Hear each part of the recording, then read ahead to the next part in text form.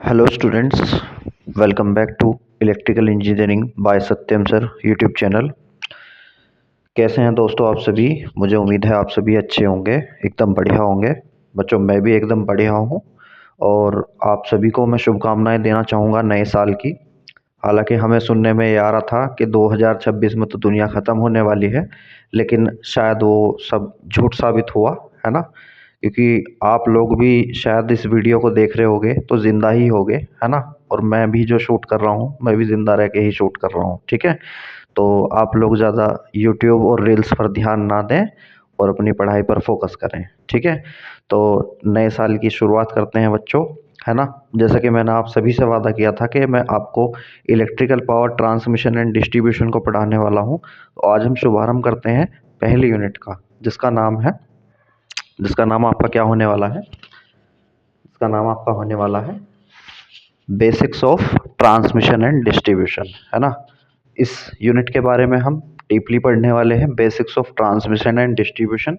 इसके अंदर क्या क्या टॉपिक रहने वाले हैं, एक बार हम उनको देखते हैं, ठीक है? इसके अंदर जो सबसे पहले टॉपिक आ जाएगा, देखो इसमें सबसे पहले आ जाएगा single line diagram of electrical supply transmission and distribution systems. यानी कि आप सभी को क्या पढ़ना है? इलेक्ट्रिकल सप्लाई ट्रांसमिशन और डिस्ट्रीब्यूशन सिस्टम जो है, इनका सिंगल लाइन डायग्राम पढ़ना है, ठीक है?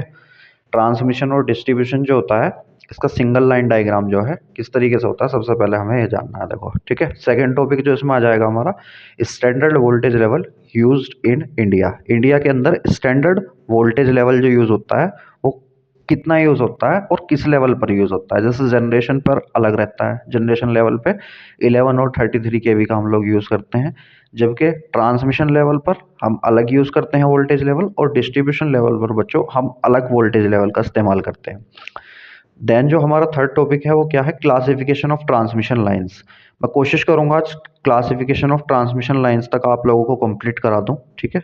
ये मेरी कोशिश रहने वाली है। तो इसमें फिर हम जानेंगे ट्रांसमिशन लाइंस कितने टाइप्स की होती हैं। जैसे कि शायद मैंने आपको सिलेबस डिस्कशन में भी बता दिया था कि हमारी 3 टाइप्स की ट्रांसमिशन लाइंस होती हैं। जैसे सबसे पहले होती है शॉर्ट ट्रांसमिशन लाइन, फिर होती है मीडियम ट्रांसमिशन लाइन, और फिर होती है लॉन्ग ट्रांसमिशन लाइन, ठीक है?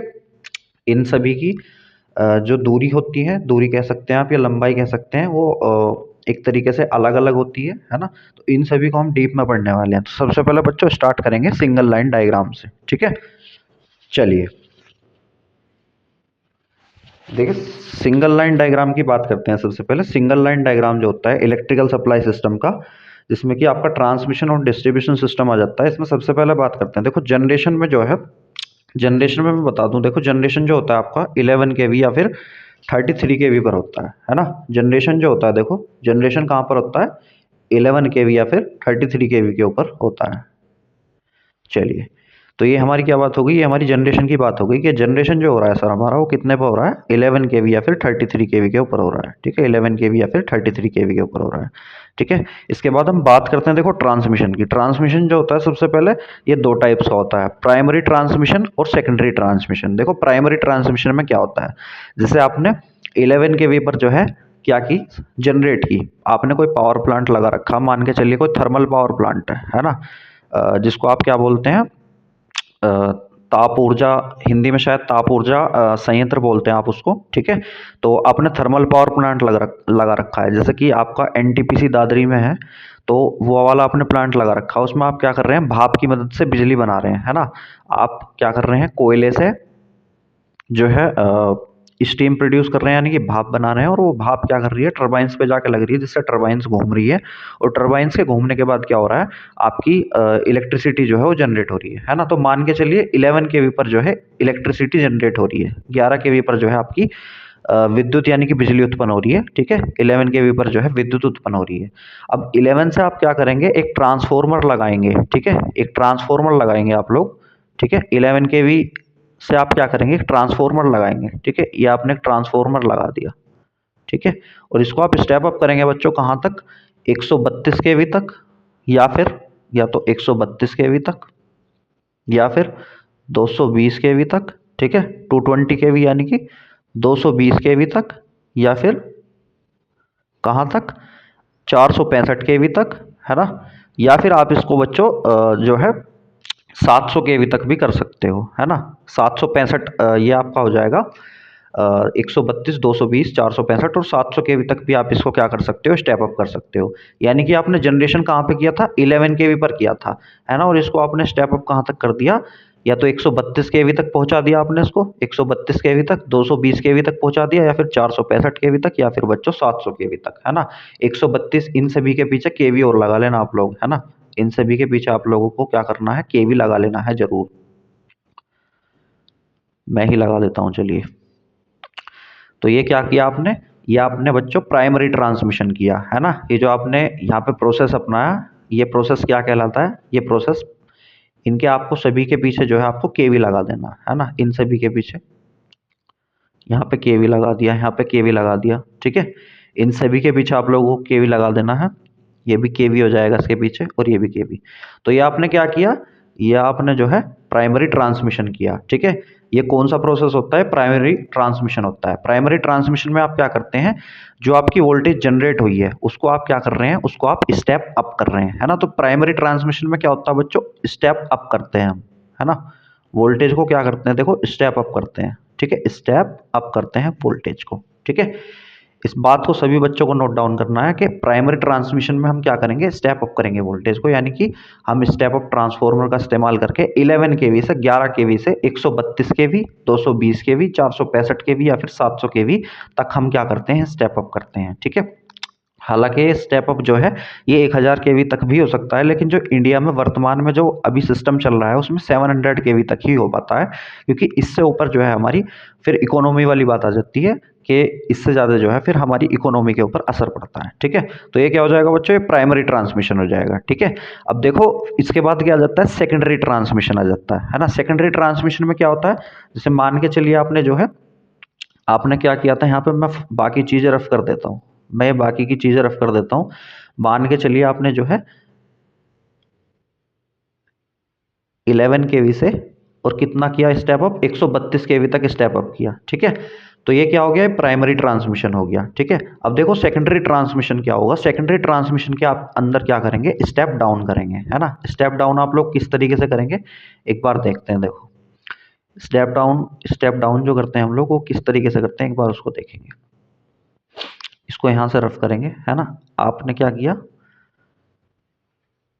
इधर देखो, अब आप लोगों को क्या करना है, आपने क्या किया, आपने अब 132 केवी से क्या किया, सेकेंडरी ट्रांसमिशन किया। वो सेकेंडरी ट्रांसमिशन होगा किस तरीके से, देखो वो 132 केवी से आप उसको क्या करेंगे, 66 केवी पर लेकर आएंगे, 66 केवी पर, ठीक है। 66 केवी पर आप उसको क्या करेंगे, लेकर आएंगे। और लेके कैसे आएंगे बच्चों, इसको आप क्या कर देंगे, इसको आप स्टेप डाउन कर देंगे, ठीक है। इसको आप क्या कर देंगे, स्टेप डाउन कर देंगे, ठीक है। इसको आप लोग क्या करेंगे, स्टेप डाउन कर देंगे, ठीक है। तो ये यहाँ पे क्या हो रहा है, देखो ये यहाँ पे स्टेप डाउन हो रही है अब, ठीक है। ये क्या हो रही है यहाँ पे, ये स्टेप स्टेप डाउन हो रही है यहाँ पे, ठीक है। और स्टेप डाउन कैसे होगी, स्टेप डाउन होगी स्टेप डाउन ट्रांसफॉर्मर का यूज करके, ठीक है। स्टेप डाउन ट्रांसफॉर्मर का यूज करके आप क्या करोगे, जो ये वोल्टेज हाई वोल्टेज थी 132 केवी, इसको आपने क्या कर दिया, लो वोल्टेज में तब्दील कर दिया, यानी कि 66 केवी में कर दिया, ठीक है। तो ये क्या कहलाया प्रोसेस बच्चों, ये सेकेंडरी ट्रांसमिशन कहलाया, ठीक है। इस प्रोसेस को आप लोग क्या बोलेंगे, सेकेंडरी ट्रांसमिशन बोलेंगे। थर्ड बात करते हैं देखो प्राइमरी डिस्ट्रीब्यूशन की। अब प्राइमरी डिस्ट्रीब्यूशन में आप लोग क्या करेंगे, देखो प्राइमरी डिस्ट्रीब्यूशन में क्या होगा, प्राइमरी डिस्ट्रीब्यूशन में भी हमारा स्टेप डाउन ही होता है, ठीक है। और वो स्टेप डाउन होता किस तरीके से है, एक बार उसको चेक करते हैं। अब देखो स्टेप डाउन हम किस तरीके से करेंगे, देखो देखो प्राइमरी डिस्ट्रीब्यूशन में क्या होगा, स्टेप डाउन होगा। और वो स्टेप डाउन कहाँ से कहाँ तक होगा, देखो वो होगा आपका 66 केवी से कितना, 33 केवी तक, ठीक है। ये आपका क्या होगा, ये आपका प्राइमरी डिस्ट्रीब्यूशन कहलाएगा, ठीक है। इसको आप लोग क्या बोलेंगे, इसको आप लोग प्राइमरी डिस्ट्रीब्यूशन बोलेंगे। ये जो मैंने बनाया है, क्या बनाया है, ये मैंने आपको डायग्राम बना के दिखाया प्राइमरी डिस्ट्रीब्यूशन का, ठीक है। अब ये प्राइमरी डिस्ट्रीब्यूशन हो रहा है, कैसे हो रहा है, आप लोग देख सकते हैं। जो 66 केवी आपको सेकेंडरी ट्रांसमिशन के बाद मिली थी, आपने स्टेप डाउन ट्रांसफार्मर का यूज करके उसको किस में कन्वर्ट कर दिया, 33 केवी में कन्वर्ट कर दिया बच्चों, है ना। 33 केवी में, यानी कि 33 केवी में आप लोगों ने उसको कन्वर्ट कर दिया। चलिए जी, मेरे हिसाब से इतनी बात भी क्लियर होगी कि जी सर, अब हमें ये समझ में आ गया है कि हम लोग प्राइमरी डिस्ट्रीब्यूशन किस तरीके से करते हैं। हम लोग क्या करेंगे, जो हमें 66 केवी मिली थी उसको हम स्टेप डाउन कर देंगे कितने तक, 33 केवी तक। तो ये हमारा क्या हो जाएगा, ये प्राइमरी डिस्ट्रीब्यूशन हो जाएगा। ठीक है, ये हमारा क्या हो जाएगा, प्राइमरी डिस्ट्रीब्यूशन हो जाएगा। इसको आप 33 केवी या फिर 33 केवी या फिर कहाँ तक कर सकते हैं स्टेप डाउन,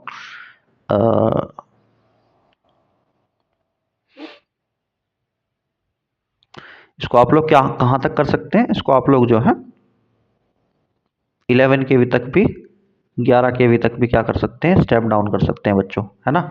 इसको आप लोग कहाँ तक स्टेप डाउन कर सकते हैं, 11 केवी तक भी स्टेप डाउन इसको आप लोग कर सकते हैं। ठीक है, 11 केवी तक भी स्टेप डाउन हो सकती है। चलिए जी, मेरे हिसाब से इतनी बात क्लियर होगी सभी के, है ना। नेक्स्ट चलते हैं हम, देखो नेक्स्ट बात करेंगे, है ना, नेक्स्ट बात करेंगे। देखो ये 11 में फिर से लिख देता हूँ, ये आप लोगों के शायद समझ में ना आए, इसको मैं फिर से लिख देता हूँ एक बार।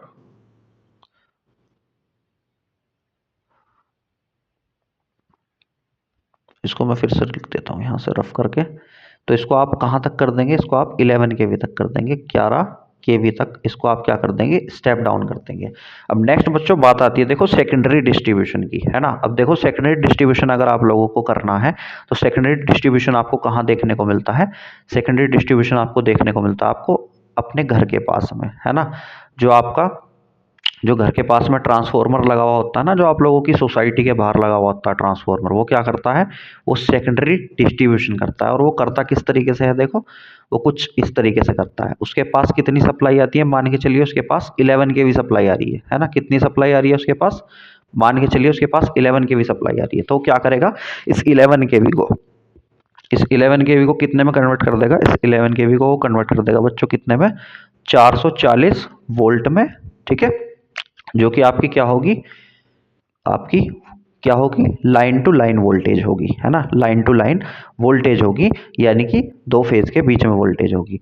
या फिर इसको किस में कन्वर्ट कर सकता है, इसको कन्वर्ट कर सकता है आपका 230 केवी में, है ना। कितने में कन्वर्ट कर देगा, 230 230 केवी में कन्वर्ट कर देगा इसको। ठीक है, 230 केवी में, केवी नहीं बोलूँगा सॉरी, वोल्ट में बोलूँगा, है ना। 440 वोल्ट या फिर कितने में कन्वर्ट कर देगा, 230 वोल्ट में कन्वर्ट कर देगा। तो ये कौन सी प्रक्रिया कहलाएगी आपकी, ये सेकेंडरी डिस्ट्रीब्यूशन कहलाएगी। ठीक है ना।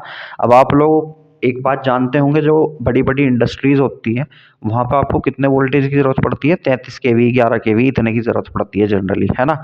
लेकिन जो हमारे हाउस होल्ड का काम होता है, जैसे जो हमारा घर बाहर का काम होता है, उसमें जनरली जो हमें ज़रूरत पड़ती है तो 440 वोल्ट की ज़रूरत पड़ती है कॉमर्शियल यूज़ के लिए। जैसे मान के चलिए आपको आटा चक्की चलानी है, या फिर आपको जैसे गाँव में चारा काटने की मशीन होती है, उसको हम मोटर से चलाते हैं, तो उसमें आपको 440 वोल्ट की ज़रूरत पड़ सकती है। अन्यथा आपको जो ज़रूरत पड़ेगी बच्चों, वो 233 वोल्ट की ही ज़रूरत पड़ेगी। जितने भी घर के अप्लायंसेस होते हैं, चाहे फ्रिज हो, चाहे आपका पंखा, एसी, कूलर, कुछ भी हो, जनरली आपको 230 वोल्ट की ही ज़रूरत पड़ती है। ठीक है ना।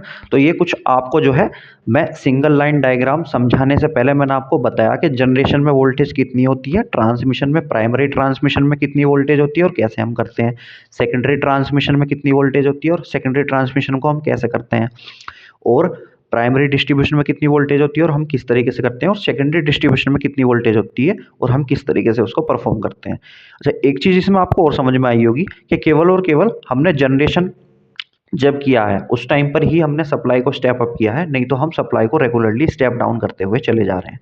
भाई हमने 11 केवी और या फिर 33 केवी से ही जो है स्टेप अप की थी, कितने, 132, आपका 220, या फिर आपका 465 या फिर 700 केवी तक, है ना। तो उसके बाद जो हमने जनरली किया है वो स्टेप डाउन ही किया है, स्टेप अप उसके बाद हमने नहीं किया है ना। अब देखो नेक्स्ट चलेंगे, अब बच्चों नेक्स्ट चलेंगे, देखो चलिए ये हमारा नेक्स्ट पेज है। अब देखो मैं इसको आपको सिंगल लाइन डायग्राम की मदद से समझाता हूँ। देखो ये किस तरीके से परफॉर्म होता है ना। देखो इसमें जो है आपने एसी जनरेटर की मदद से, एसी जनरेटर क्या होता है आपका, जिसको आप अल्टरनेटर भी बोलते हो, है ना। इसको आप क्या बोलते हो, अल्टरनेटर भी बोल देते हो। ठीक है, इसको आप क्या बोल देते हो बच्चों, इसको आप लोग अल्टरनेटर भी बोल देते हो। इसको आप लोग क्या बोल देते हैं, अल्टरनेटर भी बोल देते हैं, अल्टरनेटर। ठीक है, इसको आप लोग अल्टरनेटर भी बोल देते हैं, है ना। तो इसको हम लोग क्या बोल सकते हैं, इसको हम अल्टरनेटर भी बोल सकते हैं एसी जनरेटर को। तो आपने क्या किया, देखो अल्टरनेटर की मदद से आप लोगों ने क्या किया, अल्टरनेटर की मदद से जो है आप लोगों ने सप्लाई को क्या किया, जनरेट किया है ना, इलेक्ट्रिसिटी को आप लोगों ने क्या किया, जनरेट किया, ठीक है, अल्टरनेटर की मदद से। अब आप लोग क्या करोगे, इसके बाद आपने सप्लाई जनरेट कर ली, कितने पे जनरेट हुई, 11 केवी पर जनरेट हुई मान के चलिए, है ना। 11 केवी पर आपका क्या हुआ, वोल्टेज जनरेट हुई। ये क्या लगा हुआ है, जनरेटर लगा हुआ है, एसी जनरेटर, जिसको आप अल्टरनेटर बोलते हैं, ठीक है। ये थोड़ी राइटिंग गंदी आ रही है बच्चों, तो इसको मैनेज देखो आप लोगों को थोड़ा सा करना पड़ेगा, है ना। एक दो दिन मैनेज कर लो, मैंने ऑर्डर कर रखा है मार्कर, उसके बाद आपको कोई दिक्कत नहीं आने वाली है ना। क्योंकि ये अभी पुराने वाला मार्कर जो है ये थोड़ा सा ख़राब हो रहा है, तो अभी इसी से मैनेज करना पड़ेगा, एक दो दिन में वो आ जाएगा, उसके बाद आप लोगों को राइटिंग ठीक देखने को मिलेगी, है ना। तो आप लोगों ने क्या किया, देखो 11 केवी से आपने जनरेशन किया। अब आपने 11 केवी पर जनरेट किया, तो उसके बाद आपने क्या लगाया, स्टेप अप ट्रांसफार्मर लगाया। अब ये स्टेप अप ट्रांसफार्मर देखो क्या करेगा, ये 11 केवी से जो है क्या कर देगा, इसको स्टेप अप कर देगा कितने में, 220 केवी में, है ना। इसको 11 केवी से 220 केवी पे क्या कर देगा बच्चों, स्टेप अप कर देगा, यानी कि इस वोल्टेज को बढ़ा देगा, है ना। ये वोल्टेज को बढ़ा देगा, ठीक है। स्टेप अप का मतलब क्या होता है, वोल्टेज को बढ़ाना, है ना। यानी कि इसकी प्राइमरी में, इस ट्रांसफार्मर की प्राइमरी में नंबर ऑफ टर्न्स कम होंगे और सेकेंडरी में नंबर ऑफ टर्न्स ज़्यादा होंगे, ठीक है। इसलिए क्या हो जाएगा, 11 केवी से 220 केवी पे क्या हो जाएगा बच्चों, स्टेप अप हो जाएगा, है ना। नेक्स्ट चलेंगे और देखो ये प्रक्रिया क्या कहलाती है, ये प्रक्रिया कहलाती है आपकी क्या, प्राइमरी ट्रांसमिशन, है ना। इतनी बात क्लियर हुई सभी के, मेरे हिसाब से इतनी बात क्लियर होगी, है ना। आप लोग भी रिकॉर्डेड देख रहे हो तो शायद जवाब नहीं दे पाओगे बिल्कुल भी। तो देखो प्राइमरी ट्रांसमिशन में हम लोगों ने क्या किया, स्टेप अप ट्रांसफार्मर की मदद से 11 केवी से 220 केवी में इसको क्या किया, स्टेप अप कर लिया, ठीक है। तो ये हमारा सबसे पहला ट्रांसफार्मर यूज हुआ, कौन सा, स्टेप अप ट्रांसफार्मर। बच्चों नेक्स्ट चलते हैं, देखो नेक्स्ट बात करते हैं, ठीक है, बिना देरी किए हुए। नेक्स्ट देखो क्या आ जाएगा, नेक्स्ट आप क्या करेंगे, नेक्स्ट आप करेंगे सेकेंडरी ट्रांसमिशन। मैंने आपको पीछे क्या बताया था, पहले मैंने आपको जनरेशन बताया था, देखो यहाँ पे क्या हुआ, ये यहाँ पे जनरेशन हुआ है ना। ये क्या हुआ है यहाँ पे देखो, ये प्रक्रिया यहाँ पे क्या कहलाती है, ये जनरेशन कहलाती है ना। ये प्रक्रिया यहाँ पे क्या हुई है, देखो ये प्रक्रिया जो हुई है यहाँ पे, ये जो प्रोसेस यहाँ पे हुआ है क्या कहलाता है आपका, ये जनरेशन कहलाता है, ठीक है। इसको आप लोग क्या बोलते हैं, इसको आप लोग जनरेशन बोलते हैं, ठीक है। ये यहाँ पे जनरेशन हुआ है, ठीक है। आप कहेंगे ठीक है सर, इतना तो हमारी समझ में आ गया कि सर यहाँ पे जो है जनरेटर ने क्या किया, जनरेशन किया है। तो पहला हमारा प्रोसेस क्या आ गया, पहला प्रोसेस आ गया हमारा जनरेशन, ठीक है। पहला प्रोसेस हमारा क्या आ गया, पहला प्रोसेस आ गया हमारा जनरेशन, ठीक है। नेक्स्ट देखो नेक्स्ट प्रोसेस क्या आ जाएगा, नेक्स्ट प्रोसेस आ गया हमारा प्राइमरी ट्रांसमिशन। सेकंड क्या आ जाएगा, सेकेंडरी ट्रांसमिशन। देखो सेकेंडरी ट्रांसमिशन में क्या होगा, जैसे कि मैंने आपको पीछे बताया था, सेकेंडरी ट्रांसमिशन में हम लोग क्या करते हैं, स्टेप डाउन ट्रांसफार्मर का इस्तेमाल करते हैं, स्टेप डाउन ट्रांसफार्मर का।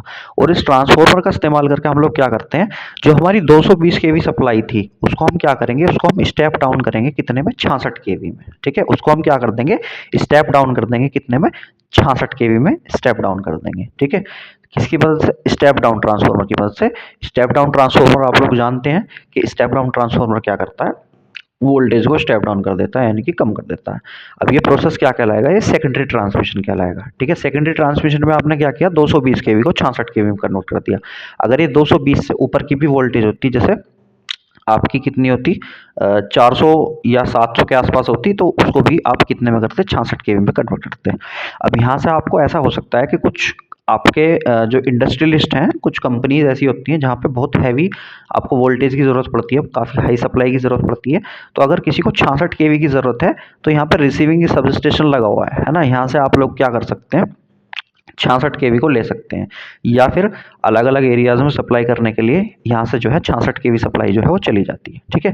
हालांकि इतनी ध्यान देने वाली बात नहीं है, लेकिन आप लोग फिर भी मैंने आपको बता दिया है कि इसमें आपको कन्फ्यूजन बिल्कुल भी नहीं होनी चाहिए, ठीक है। इसमें कन्फ्यूज़ नहीं होना है बिल्कुल भी।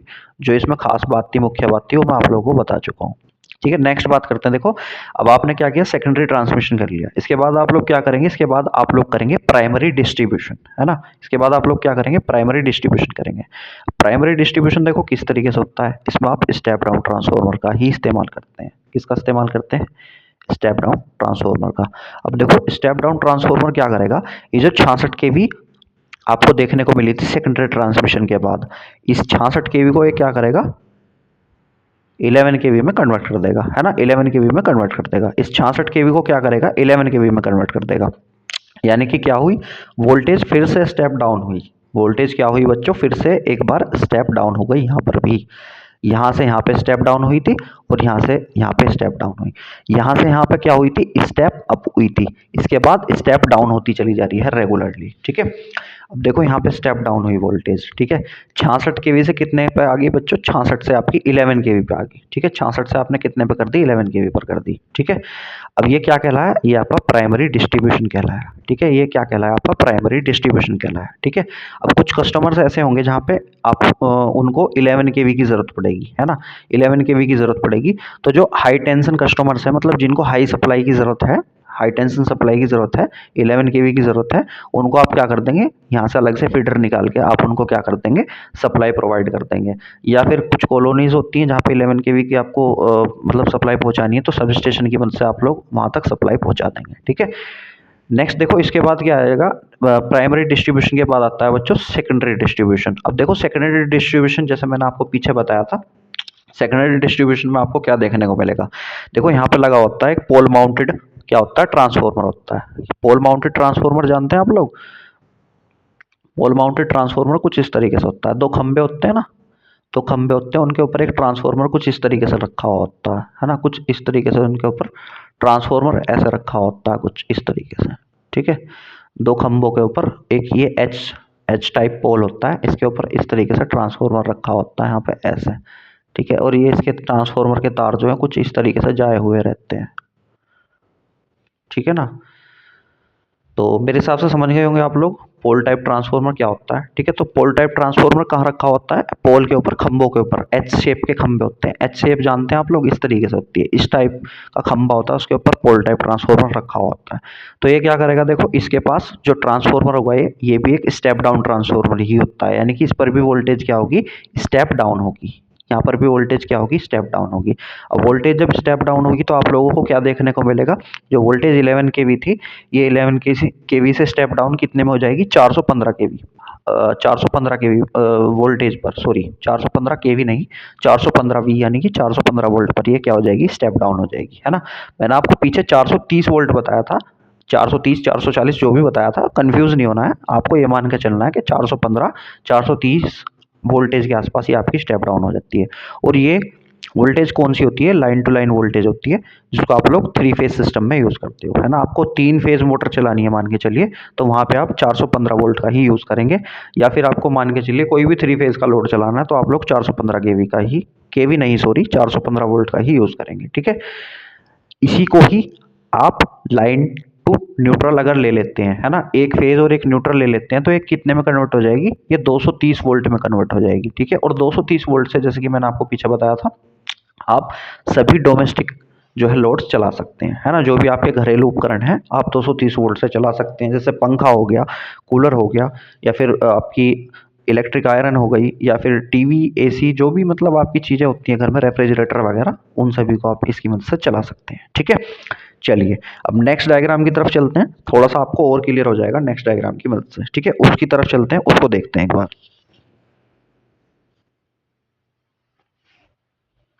देखिए इसमें आपको थोड़ा सा अपना फ़ोन घुमाना पड़ेगा, है ना। ये जो डायग्राम है इसमें देखो सबसे ऊपर क्या लगा हुआ है, जनरेटर लगा हुआ है, ठीक है।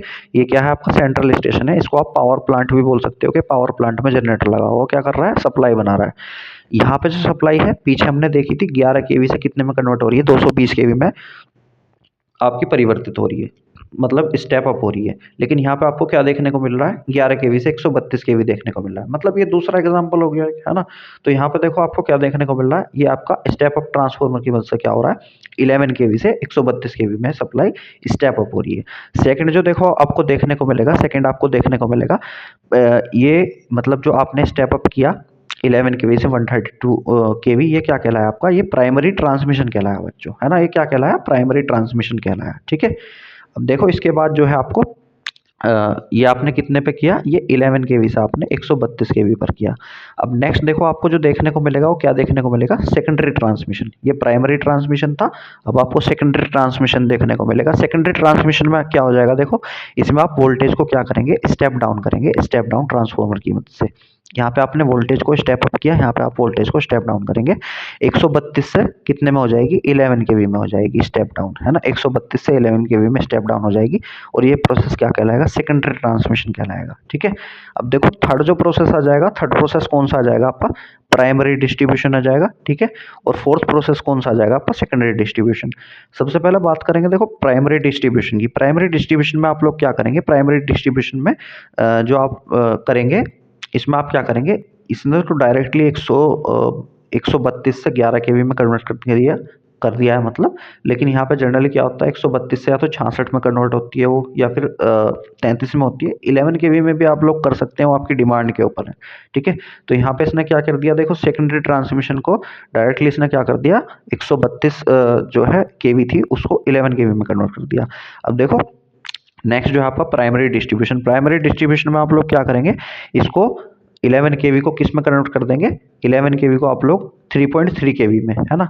जैसे मान के चलिए ये 132 से आपने 11 केवी में कन्वर्ट करी है या फिर 33 केवी में कन्वर्ट करी है ना। तो इसको आप लोग क्या कर देंगे, इस 11 या 33 केवी को आप किस में कन्वर्ट कर देंगे, 3.3 केवी में कन्वर्ट कर देंगे स्टेप डाउन ट्रांसफार्मर की मदद से, ठीक है। बच्चों अगर इस वाले डायग्राम में कन्फ्यूजन हो तो आप लोग इस वाले डायग्राम को स्किप करके, जो इससे पहले वाले डायग्राम में मैंने समझाया, आप उस डायग्राम को ही कंसीडर करके चल सकते हो, ठीक है। इसमें अगर आपको कंफ्यूजन हो तो इसे बिल्कुल भी मत देखना, ठीक है।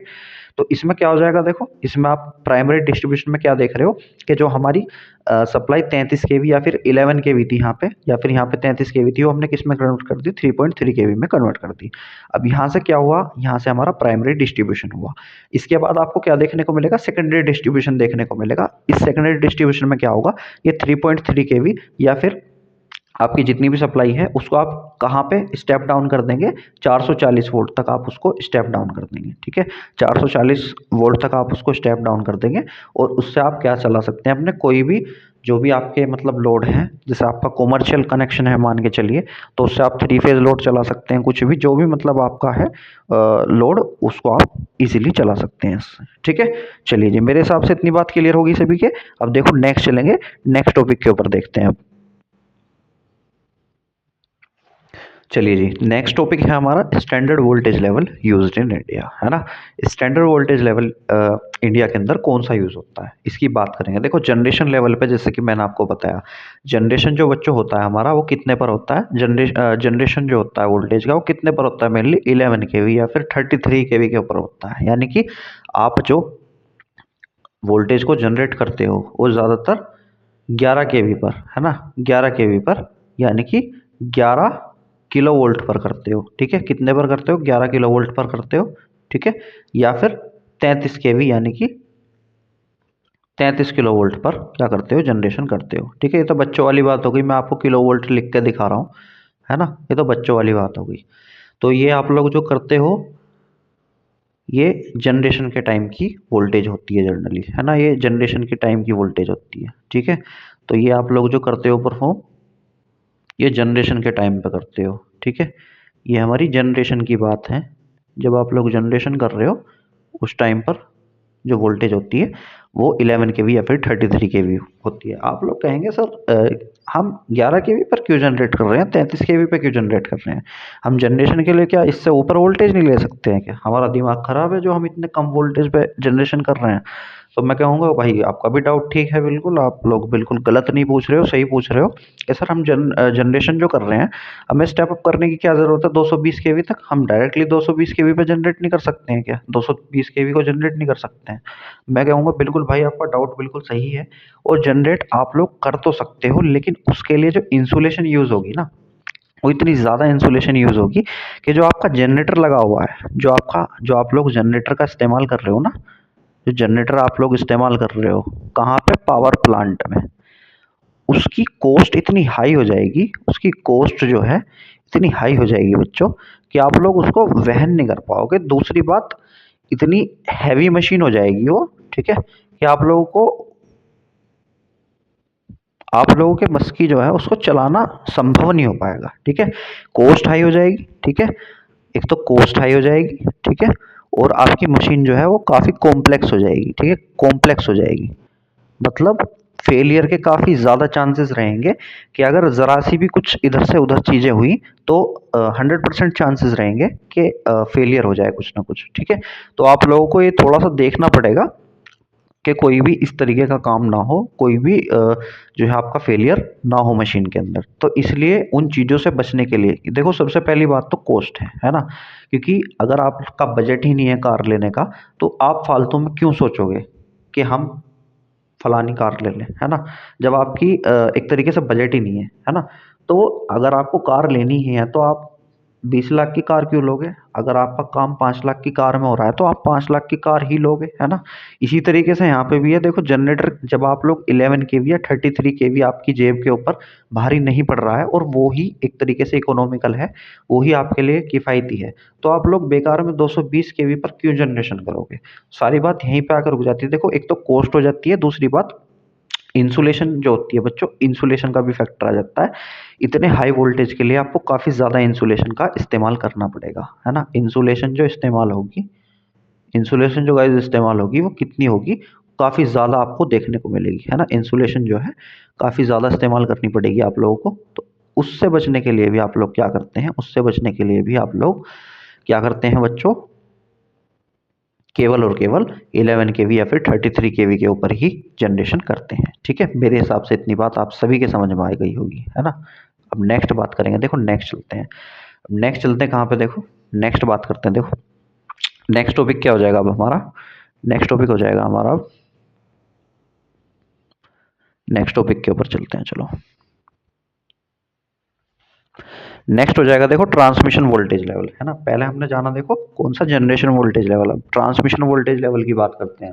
ट्रांसमिशन वोल्टेज लेवल हम लोगों को क्या देखने को मिलेगा, देखो ये जो वोल्टेज लेवल होता है किसके लिए इस्तेमाल होता है, ये बल्क पावर ट्रांसफर के लिए इस्तेमाल होता है। जब आपको पावर जो है बल्क में, यानी कि काफ़ी ज़्यादा मात्रा में, काफ़ी ज़्यादा पावर आपको ट्रांसफर करनी हो, है ना? जब आपको लंबी दूरी पर, यानी कि लॉन्ग डिस्टेंस पर, है ना, लॉन्ग डिस्टेंस पर आपको, जब आपको लॉन्ग डिस्टेंस पर क्या करना हो बच्चों, लॉन्ग डिस्टेंस के ऊपर आपको ज़्यादा पावर ट्रांसफ़र करनी हो, तो उसके लिए, यानी कि बल्क पावर आपको ट्रांसफ़र करनी है ओवर लॉन्ग डिस्टेंस, यानी कि लंबी दूरी पे। ठीक है, कितनी कितनी वोल्टेज का आप लोग इस्तेमाल करते हो, 66 केवी, 132 केवी, 220 केवी, 400 केवी या फिर 765 केवी। ठीक है, तो ये आपकी highest voltage AC voltage level है जो कि इंडिया के अंदर वर्तमान में यूज़ हो रही है। ठीक है, तो ट्रांसमिशन वोल्टेज लेवल की अगर आप लोग बात करेंगे तो आप लोग कितना ट्रांसमिशन वोल्टेज का इस्तेमाल करते हैं, 66 केवी, 132 केवी, 220 केवी, 400 केवी या फिर 765 केवी, है ना? बच्चों मुझे ऐसा लग रहा है स्टार्टिंग में मैंने जो आपको 400 वोल्ट बताई है वो शायद गलत बता दी है, तो आप लोग उसको सही कर लेना, है ना? वो कितनी होती है, 400 वोल्ट होती है और 765 केवी होती है ना? 400 केवी होती है और 765 केवी होती है, उसको आप लोगों को सही कर लेना है। ठीक है, चलिए जी नेक्स्ट चलते हैं। देखो मैं देखता हूँ, मैं सही कर देता हूँ। ठीक है, मैं ही सही कर देता हूँ। चलिए ठीक है। अच्छा, वो मैंने रफ कर दी थी, है ना? आप लोग जब आप उसे अपने नोट्स में लिखो तो आप लोग सही कर लेना। जहाँ पे भी मैंने 465 केवी लिखा हो ना, उसको आप लोग 400 केवी और 765 केवी लिखना, है ना? उसको आप लोग कितना लिखेंगे, 400 केवी और 765 केवी लिखेंगे। ठीक है, नेक्स्ट बात करेंगे बच्चे, नेक्स्ट बात करते हैं। देखो नेक्स्ट आपका क्या आ जाएगा, देखो तो ये मेरे हिसाब से क्लियर हो गया होगा ट्रांसमिशन वोल्टेज लेवल जो है किस लिए इस्तेमाल किया जाता है।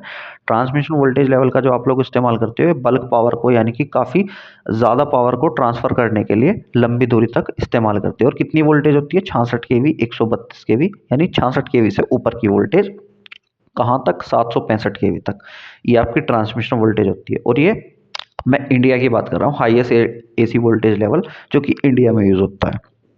ये डीसी वोल्टेज की बात नहीं है, ये एसी वोल्टेज की बात है ना? नेक्स्ट बात करेंगे, देखो नेक्स्ट चलते हैं। नेक्स्ट देखो क्या है, डिस्ट्रीब्यूशन वोल्टेज लेवल्स की बात करते हैं। डिस्ट्रीब्यूशन वोल्टेज लेवल्स आपको क्या क्या देखने को मिलते हैं, है ना? डिस्ट्रीब्यूशन वोल्टेज लेवल्स की बात करते हैं। देखो डिस्ट्रीब्यूशन वोल्टेज लेवल्स जो होते हैं, इसमें आपको देखो सबसे पहले जो देखने को मिलेगा वो क्या देखने को मिलेगा, सबसे पहले आपको देखने को मिलेगा, देखो इसमें पावर सप्लाई जो होती है लार्ज कंज्यूमर, इसमें बड़े कंज्यूमर्स और डिस्ट्रीब्यूशन ट्रांसफार्मर को पावर सप्लाई की जाती है ना? इसमें आप लोग क्या करते हैं, बड़े कंज्यूमर्स और डिस्ट्रीब्यूशन ट्रांसफार्मर्स तक पावर सप्लाई करते हैं, बड़े कंज्यूमर और डिस्ट्रीब्यूशन ट्रांसफार्मर को पावर सप्लाई करते हैं। ठीक है, बड़े कंज्यूमर कौन कौन से होते हैं, जिनको 11 केवी, 66 केवी, 66 केवी नहीं सॉरी 6.6 केवी, है ना? बड़े कंज्यूमर कौन से होते हैं, जैसे 11 केवी, किसी को 11 केवी की ज़रूरत है। जैसे बहुत सी मैं आपको बताता हूँ, जैसे कुछ फैक्ट्रीज़ होती हैं, फिर इंडस्ट्रीज़ होती हैं, जैसे आपकी बाइक मैन्युफैक्चरिंग कंपनीज़ होती है, जैसे बजाज है या फिर हीरो है ना, या फिर आपकी टीवीएस है, तो वहाँ पे आपको काफ़ी हैवी सप्लाई की ज़रूरत पड़ती है। तो आप लोग क्या करते हैं, 11 केवी का इस्तेमाल करते हैं। उन लोगों को जो ज़रूरत होती है वो जनरली 11 केवी की होती है ना। 11 केवी, 33 केवी, 66 केवी, मतलब कुछ भी हो सकती है उनकी। एक तरीके से नीड है, मशीनरी जितनी हैवी होगी उतनी ज़्यादा वोल्टेज की उनको ज़रूरत पड़ेगी। मैं तो आपको जनरली एक एग्जांपल दे रहा हूँ, जैसे कोई स्कूल है, मान के चलिए कोई डबल बिल्डिंग का स्कूल है, तो वहाँ पे आपको कितनी सप्लाई की ज़रूरत पड़ेगी, 11 केवी की मिनिमम ज़रूरत पड़ती ही पड़ती है मेरे हिसाब से तो, ठीक है। नेक्स्ट देखो, इसमें जो आपको बड़े कंज्यूमर्स होते हैं और जो डिस्ट्रीब्यूशन ट्रांसफार्मर को, इसमें आप बड़े कंज्यूमर्स को पावर देते हैं और क्या करते हैं, डिस्ट्रीब्यूशन ट्रांसफार्मर को सप्लाई देते हैं। तो इसमें कितनी वोल्टेज कंसीडर की जाती है, 11 केवी, 6.6 केवी, 3.3 केवी, 400 वोल्ट, ठीक है।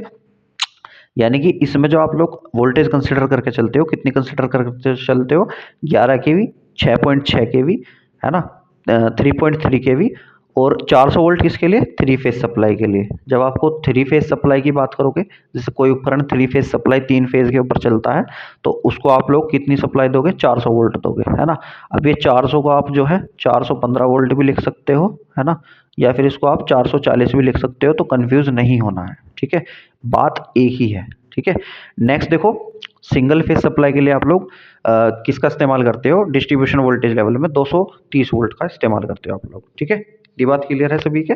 तो देखो ये हमने बच्चों, ये हमने क्या किए, ये हमने तीनों टाइप के वोल्टेज लेवल्स देखे कि तीनों टाइप्स के स्टैंडर्ड वोल्टेज लेवल कितने यूज होते हैं, जनरेशन में कितने होते हैं, 11 केवी या फिर 33 केवी, ठीक है। जबकि ट्रांसमिशन में जो होते हैं वो कितने होते हैं, 66 केवी, 132 केवी, 220 केवी, 400 केवी या फिर 765 केवी। और डिस्ट्रीब्यूशन में कितने होते हैं भाई, 11 केवी, 6.6 केवी, 3.3 केवी, 400 वोल्ट या फिर 230 वोल्ट, है ना। 400 वोल्ट आपका जनरली थ्री फेज सप्लाई के लिए, और 230 वोल्ट सिंगल फेज सप्लाई के लिए, जो नॉर्मल घर के उपकरण है उनको चलाने के लिए, ठीक है। अब नेक्स्ट बात करते हैं, देखो इतनी बात हो गई।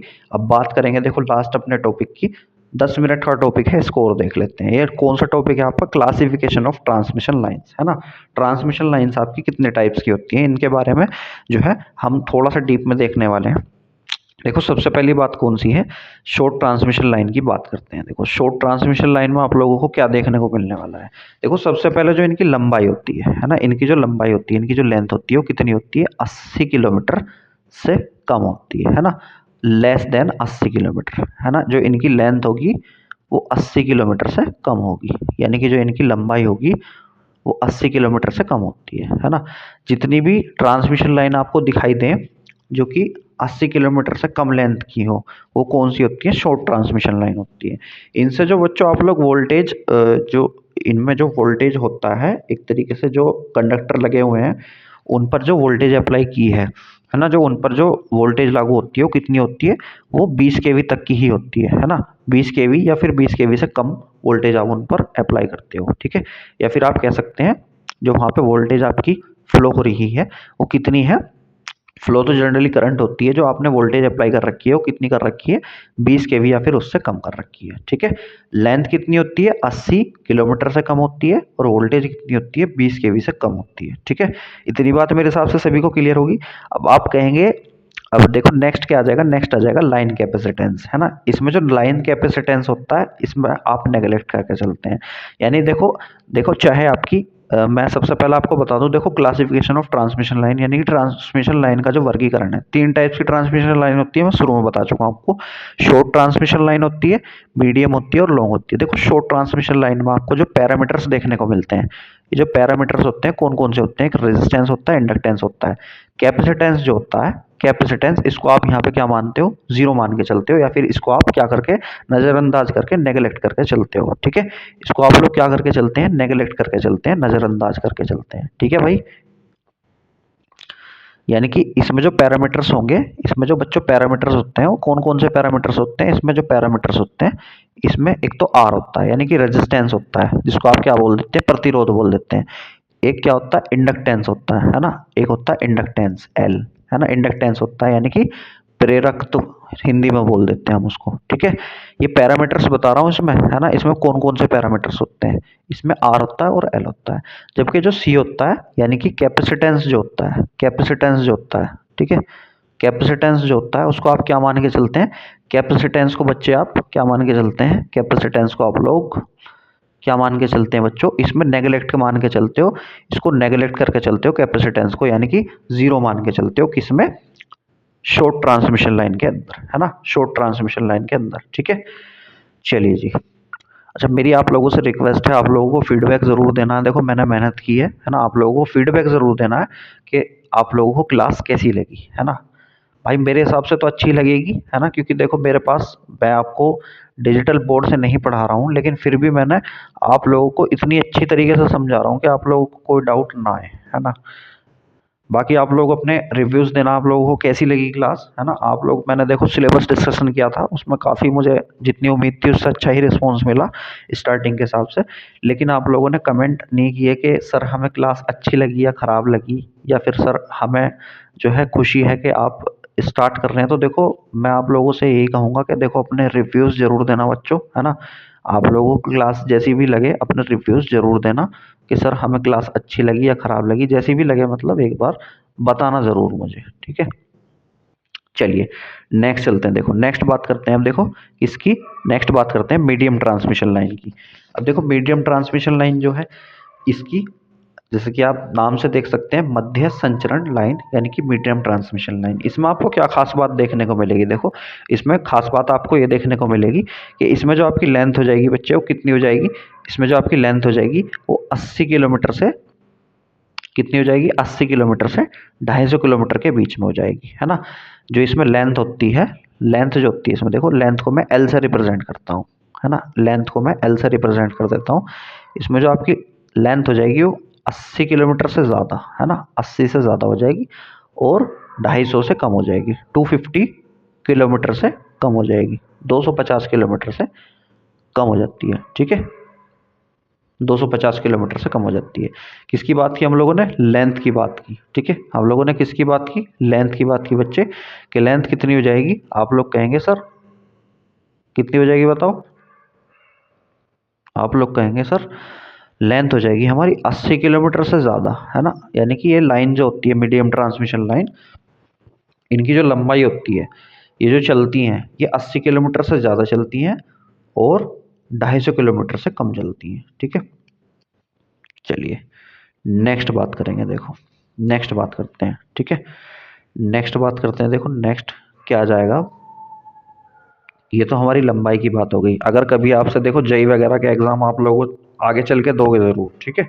अगर जेई वगैरह के एग्ज़ाम में आप लोगों से पूछ ले कि सर मीडियम ट्रांसमिशन लाइन की लेंथ कितनी होती है, तो आप लोग क्या कहेंगे कि सर 80 से 250 के बीच में होती है। अब देखो ये 250 को आप लोग जो है 200 भी मान के चल सकते हो, है ना।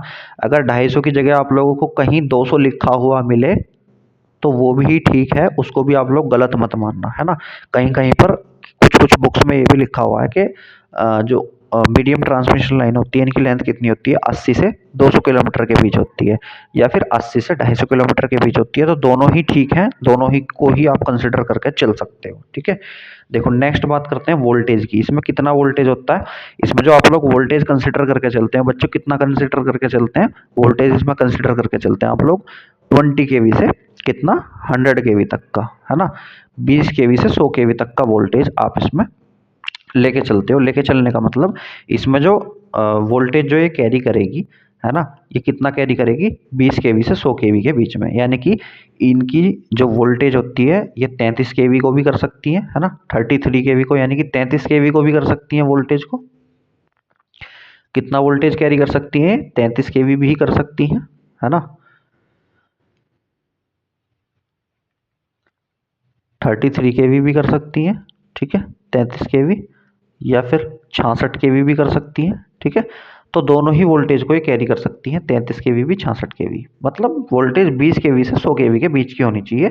वो किसके बीच में इस्तेमाल की जाती है, वो ही वोल्टेज जो अप्लाई की जाती है वो किस में अप्लाई की जाती है, मीडियम ट्रांसमिशन लाइन में अप्लाई की जाती है, ठीक है। नेक्स्ट बात करते हैं, देखो नेक्स्ट आपका क्या आ जाएगा, नेक्स्ट आ जाएगा लाइन कैपेसिटेंस। अब देखो लाइन कैपेसिटेंस जो होता है, लाइन कैपेसिटेंस क्या होता है, लाइन कैपेसिटेंस देखो क्या होता है, लाइन कैपेसिटेंस की बात करते हैं, है ना। लाइन कैपेसिटेंस देखो क्या होता है। लाइन कैपेसिटेंस में आपको क्या देखने को मिलेगा, लाइन कैपेसिटेंस में आप इसको जो है हम बाद में देखेंगे, पहले मैं आपको बताता हूँ। देखो इसमें जो आप मान के चलते हो ना, इसमें जो आप पैरामीटर्स मान के चलते हो, इसमें पैरामीटर्स जो आप मान के चलते हो, जैसे मैंने पीछे आपको बताए थे, इसमें आप पैरामीटर्स कौन कौन से मान के चलते हो। इसमें आप 3 पैरामीटर्स मान के चलते हो, आर, एल और सी। इसमें तीनों प्रेजेंट होते हैं, है ना। इसमें रेजिस्टेंस, इस लाइन में जो है ना, इसमें आपको रेजिस्टेंस भी देखने को मिलेगा। ये जो ट्रांसमिशन लाइन होगी ना इस तरीके से, इसमें आपको किसका प्रभाव देखने को मिलेगा, इसमें बच्चों आपको तीनों का प्रभाव देखने को मिलेगा। कैसे, ये मान के चलिए ये ट्रांसमिशन लाइन है ना, ये मान के चलिए ट्रांसमिशन लाइन है। इसमें आपको रेजिस्टेंस का प्रभाव भी देखने को मिलेगा, यानी कि आर का, ठीक है। आर का प्रभाव भी आप लोगों को देखने को मिलेगा, रेजिस्टेंस का, ठीक है। इंडक्टेंस का प्रभाव भी देखने को मिलेगा, ठीक है। इंडक्टेंस क्या होता है, इंडक्टेंस को आप लोग एल से रिप्रेजेंट करते हैं, है ना। एल का प्रभाव भी आपको देखने को मिलेगा, और कैपेसिटेंस यानी कि सी का प्रभाव भी आप लोगों को देखने को मिलने वाला है। तो मीडियम ट्रांसमिशन लाइन में आपको रेजिस्टेंस, कैपेसिटेंस, इंडक्टेंस, तीनों का प्रभाव आपको देखने को मिलता है। तो तीनों पैरामीटर्स इसमें प्रेजेंट होते हैं। आप लोगों से कभी क्वेश्चन होने लगे कि मीडियम ट्रांसमिशन लाइन में कौन कौन से पैरामीटर्स प्रेजेंट होते हैं, आर, एल, सी, यानी कि रेजिस्टेंस, इंडक्टेंस, कैपेसिटेंस, तीनों प्रेजेंट होते हैं, ठीक है। अब देखो लाइन कैपेसिटेंस जो होता है, जो ये लाइन है ट्रांसमिशन लाइन, इसका जो कैपेसिटेंस होता है वो कैसा होता है, वो लम्प्ड होता है ना। ये लम्प्ड और डिस्ट्रीब्यूटिव ये बाद में पढ़ेंगे हम आगे डिटेल में चल के, जब जैसे जैसे आपका सब्जेक्ट आगे बढ़ेगा आगे चलेंगे हम पढ़ेंगे, ठीक है। अभी सिर्फ आपको ध्यान रखना है, अभी आपको क्या ध्यान रखना है, लेंथ ध्यान रखनी है, वोल्टेज ध्यान रखनी है, और आपको ये ध्यान रखना है इसमें पैरामीटर्स कौन कौन से होते हैं, आर, एल, सी, तीनों पैरामीटर्स इसमें प्रेजेंट होते हैं। और देखो फोर्थ पॉइंट क्या है, देखो फोर्थ पॉइंट है आपका, इसको जो एनालाइज करने के मेथड्स हैं मीडियम ट्रांसमिशन लाइन को, कौन कौन से हैं, एंड कंडेंसर मेथड है, नॉमिनल टी मेथड है, और नॉमिनल पाई मेथड है, ठीक है। ये आपको इसमें मेथड्स देखने को मिलने वाले हैं इसको एनालाइज करने के, ठीक है। नेक्स्ट बात करेंगे, देखो अब लास्ट टॉपिक की तरफ बढ़ते हैं। लास्ट टॉपिक कौन सा अपना, लास्ट टॉपिक है देखो लॉन्ग ट्रांसमिशन लाइन, इसकी बात करते हैं, ठीक है। लॉन्ग ट्रांसमिशन लाइन की बात करते हैं। लास्ट टॉपिक कौन सा आपका, लॉन्ग ट्रांसमिशन लाइन है। चलिए लॉन्ग ट्रांसमिशन लाइन की बात करेंगे। इसमें जो आपको लेंथ देखने को मिलेगी वो जनरली कितनी देखने को मिलेगी बच्चों, इसमें सबसे पहले लेंथ की बात करेंगे। देखो जो भी लाइन आपकी 250 किलोमीटर से ज़्यादा की होगी वो कौन सी होगी, लॉन्ग ट्रांसमिशन लाइन होगी, ठीक है। कौन सी लाइन होगी, लॉन्ग ट्रांसमिशन लाइन होगी, ठीक है। बिना किसी डाउट के आप लोग बोल सकते हैं कि सर जो लाइन 200 किलोमीटर 200 किलोमीटर या फिर 250 किलोमीटर से ऊपर की है ना, जो इससे ज़्यादा दूरी की लाइन है ना, जो क्या कर रही हो, मान के चलिए वोल्टेज जनरेशन हुआ कहाँ पे, नोएडा में हुआ, एनटीपीसी में, है ना। एनटीपीसी में मान के चलिए वोल्टेज जनरेशन हुआ, और वहाँ से एक लाइन जा रही है कहाँ तक, लखनऊ तक लाइन जा रही है। तो वो कौन सी लाइन होगी बच्चों, वो लॉन्ग ट्रांसमिशन लाइन होगी, है ना। वो कौन सी लाइन होगी, वो जनरली लॉन्ग ट्रांसमिशन लाइन होगी। वो लॉन्ग ट्रांसमिशन लाइन किस लिए होगी, वो लॉन्ग ट्रांसमिशन लाइन इसलिए होगी क्योंकि उसका जो डिस्टेंस बैठेगा वो जनरली आपका 200 या 250 किलोमीटर से बच्चों ऊपर का ही बैठेगा, है ना। तो जिस भी लाइन का लेंथ कितना हो, 200 या 250 किलोमीटर या फिर इससे ऊपर हो, तो उसको आप क्या मान के चल सकते हो, लॉन्ग ट्रांसमिशन लाइन। इसमें बच्चों जो वोल्टेज होती है वो जनरली 100 केवी से ऊपर होती है ना। इसमें जो वोल्टेज आप लोग अप्लाई करेंगे वो 100 केवी से ऊपर की वोल्टेज आप लोग अप्लाई करते हैं, ठीक है। 100 केवी से ऊपर की वोल्टेज आप लोग इसमें अप्लाई करते हैं। 100 केवी से ऊपर की वोल्टेज आप लोग इसमें अप्लाई करते हैं इस लाइन में, ठीक है। नेक्स्ट बात करते हैं, देखो नेक्स्ट चलते हैं। नेक्स्ट क्या आ जाएगा, देखो बल्क पावर ट्रांसफर होती है ना। नेक्स्ट होता है, देखो इसमें बल्क पावर ट्रांसफर आपको देखने को मिलता है। इसमें जो पावर ट्रांसफर होगी वो बल्क में ट्रांसफर होती है, ठीक है। बल्क पावर ट्रांसफर आप लोगों को देखने को मिलता है, बल्क में पावर ट्रांसफर होती है।